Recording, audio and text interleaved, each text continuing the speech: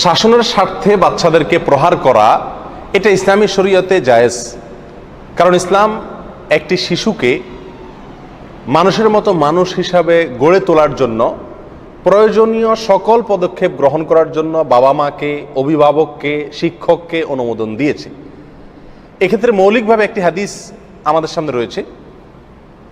হাদিসটি হলো 7 বছর বয়সে বাচ্চাকে সালাতের নির্দেশ দেওয়া প্রসঙ্গে সুনানে আবু দাউদে এবং বহু হাদিসের কিতাবে হাদিসটি বর্ণিত হয়েছে। নবী আলাইহিস সালাম বলেছেন, মুরু আওলাদাকুম বিসসালাতি ওয়া হুম আবনাউ সাবঈন ওয়াদরিবুহুম ফীহি ওয়া হুম আবনাউ আশার। তোমাদের সন্তানদেরকে 7 বছর বয়সে সালাতের নির্দেশ করো, নামাজের নির্দেশ করো, আর 10 বছর বয়স হলে নামাজ না পড়লে প্রহার করো, মারো, শাসন করো। তো এই হাদিস থেকে বোঝা যায় মৌলিকভাবে ছোট ছোট শিশুদেরকে বাবা মা, শিক্ষক তাদেরকে শাসনের জন্য, তাদের মঙ্গলের জন্য প্রহার করতে বা মারতে পারবেন। এটা মৌলিকভাবে ইসলামী শরীয়তে অনুমোদিত বিষয়।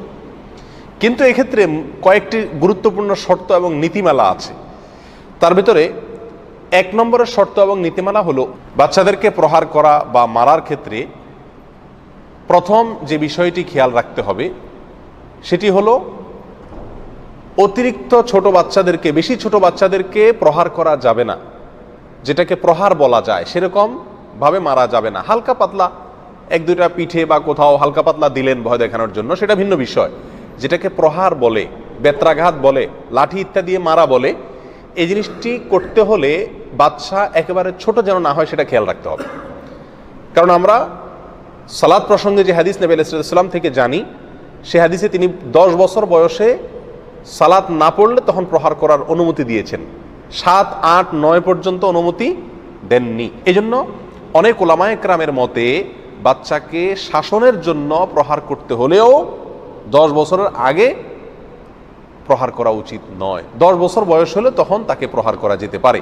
10 বছরের আগে আপনি পিঠে 1-2টা দিলেন হাত দিয়া বা সাধারণ কোনো কিছু দিয়া বা ধমক দিলেন, এটাকে প্রচলিত অর্থে প্রহার বলা যায় না। আমরা দেখি অনেক সময় আজকাল মা বাপেরা এত বেশি দুনিয়ামুখী হয়ে গেছেন যে বাচ্চা কাচ্চা ছোটবেলা থেকে পড়ালেখা করে একেবারে অনেক বড় কিছু হয়ে যেতে হবে, না হলে বাপ মা অস্থির হয়ে যায়। একবারে ছোট ছোট বাচ্চাদেরকেও দেখা যায় পড়াশোনার জন্য বা ছোটোখাটো ভুলের জন্য তাদেরকে রীতিমতো যেটাকে প্রহার বলা যায় সেভাবে মারে। এটা জায়েজ নাই, এটা উচিত নয়। একে তো বাচ্চাকে এই বয়সে মারলে তার লাভ হয় না, মারাটা তো তার লাভের উদ্দেশ্যে, সেই লাভটা হয় না, কারণ তার ভিতরে হিতাহিত জ্ঞান তৈরি হয়ে ওঠে না। আর দ্বিতীয়ত, একজন মুসলিমের কাছে সালাতের চাইতে গুরুত্বপূর্ণ আর কোনো বিষয় হতে পারে না। সেই সালাতের জন্যই যখন ছোট শিশুকে, অতিরিক্ত ছোট শিশুকে প্রহার করার অনুমতি নাই বা নির্দেশনা নাই, তাহলে সেক্ষেত্রে আপনি অন্য কোনো বিষয়ের জন্য বাচ্চাকে কিভাবে অতিরিক্ত মারবেন বা প্রহার করবেন। বাচ্চাদেরকে প্রহারের ক্ষেত্রে দ্বিতীয় যে কন্ডিশনটি খেয়াল রাখতে হবে সেটি হলো, কোনো অবস্থাতেই যেন অতিরিক্ত প্রহার না হয়, অতিরিক্ত মায়ের না হয়। কোনো শিক্ষক, কোনো শিক্ষা প্রতিষ্ঠানে অথবা কোনো মা বাবাকে দেখা যায় বাচ্চাকে যখন মারা শুরু করেন তখন কত বাড়ি দেন, কতবার আপনার বেত্রাঘাত করেন বা লাঠি দিয়ে মারেন, সেটা গুণে রাখাও কঠিন। অনেক সময় একটা ব্যাত উড়ে যায়, একটা লাঠি উড়ে যায় পিটাতে পিটাতে, মারতে মারতে। এটা জায়েজ নাই। এটা অনেক অভিভাবকরা, অনেক শিক্ষকরা জানেন না, খেয়াল করেন না। খলিফাতুল মুসলিমিন ওমর ফারুক রাদিয়াল্লাহু তাআলা আনহু, তার যুগে, তার শাসন আমলে তিনি কোনো অঞ্চলের দায়িত্বশীলদের কাছে লিখে পাঠিয়েছিলেন যে শিক্ষকরা যেন কোনো ছাত্রকে, কোনো বাচ্চাকে শাসনের স্বার্থেও 3 বাড়ির বেশি বেত্রাঘাত না করে, লাঠি দিয়ে না মারে, 3টার বেশি যেন বাড়ি না মারে। এর বেশি যদি মারে তাহলে সে আল্লাহর কাছে এর জন্য জবাবদিহি করতে হবে তাকে। ইমাম দহাক রাহিমাহুল্লাহ, বিখ্যাত তাবী, তার থেকেও একই বিষয় বর্ণিত হয়েছে। তিনি বলেছেন যে কোনো মুআল্লিম, কোনো শিক্ষক তার ছাত্রকে শাসনের স্বার্থেও 3টার বেশি বেত্রাঘাত বা 3টার বেশি বাড়ি দিতে পারবেন না। শাসনের স্বার্থে বিভিন্ন অপরাধীকে প্রহার করতে হয় ইসলামের বিভিন্ন দণ্ডবিধিতে।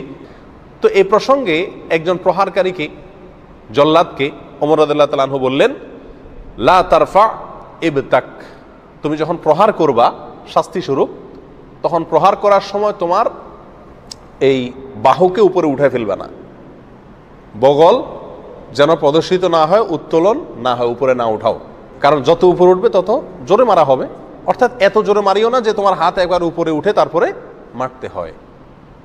তাহলে সাধারণ ছোট ছোট শিশুদের ক্ষেত্রে মায়ের শুরু করলে মাথা গরম হয়ে একেবারে হাত উপরে না শুধু আরো কত জায়গায় চলে যায়, এটা কিন্তু আমাদের জন্য উচিত নয়। এতে শিশুর লাভের চাইতে ক্ষতি বেশি হয়।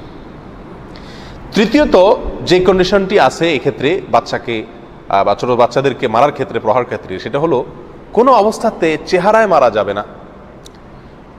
বেশিরভাগ মা বাপ আমাদের সমাজে দেখা যায়, অনেক শিক্ষককেও দেখা যায়, বাচ্চাদের কোনো ভুল ত্রুটি হলে বা কোনো উল্টাপাল্টা করলে বাচ্চারা তো গালে চড় কষে দেন।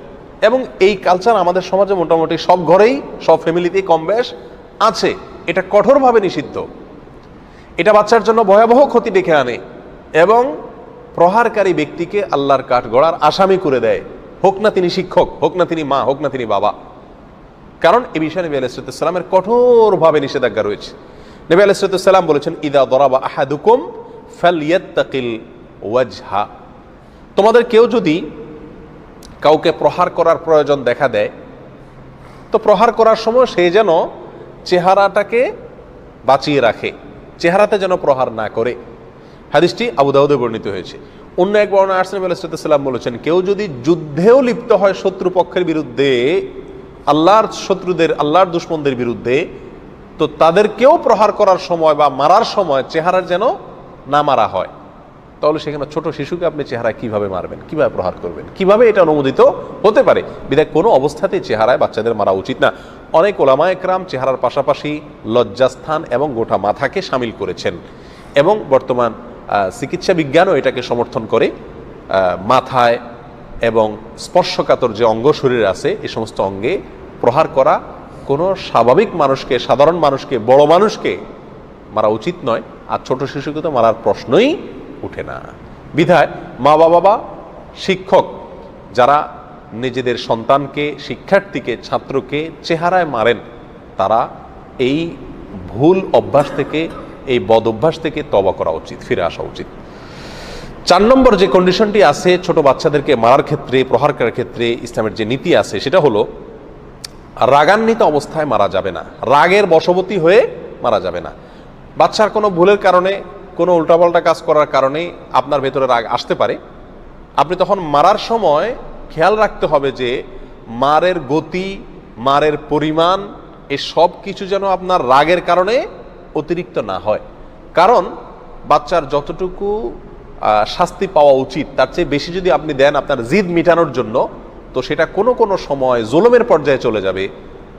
আর আল্লাহ সুবহানাহু ওয়া তাআলা হাদিসে কুদসিতে বলেছেন, আল্লাহ সুবহানাহু ওয়া তাআলা নিজে তার বান্দাদের প্রতি জুলুম করাকে নিজের জন্য তিনি হারাম করে রেখেছেন। সেখানে আপনি তো সন্তানের বাবা মাত্র, আপনি তো শিক্ষক মাত্র, আপনি সন্তানের মা মাত্র, সৃষ্টিকর্তা নন।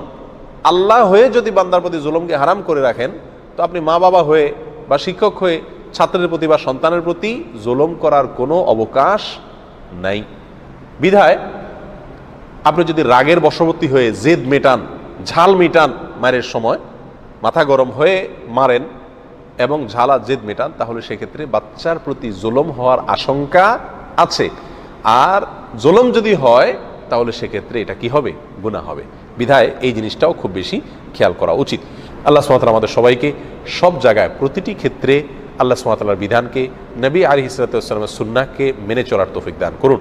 আমাদের ছোট ছোট শিশুদেরকে প্রহার করা হোক, শাসন করা হোক, এক্ষেত্রেও আল্লাহ এবং তার রাসূল আলাইহিস সালাতু ওয়াস সালামের নির্দেশনা মানলেই তাতে আমাদের মঙ্গল হবে, আর এর বাইরে গেলেই আমাদের অমঙ্গল হবে, ক্ষতি আসবে।